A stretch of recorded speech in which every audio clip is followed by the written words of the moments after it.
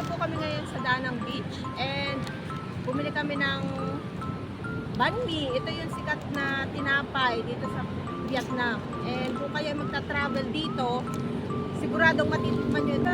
Masarap. Ito yung talagang sabi nga ay kahit araw-arawin mo, hindi ka mananawa dito sa banh mi. Mahan ko ng Vietnamese coffee. Ito rin yung masarap na kape dito sa Vietnam. Kaya kung kayo magta-travel, so tikman nyo ang banh mi at ang Vietnamese coffee.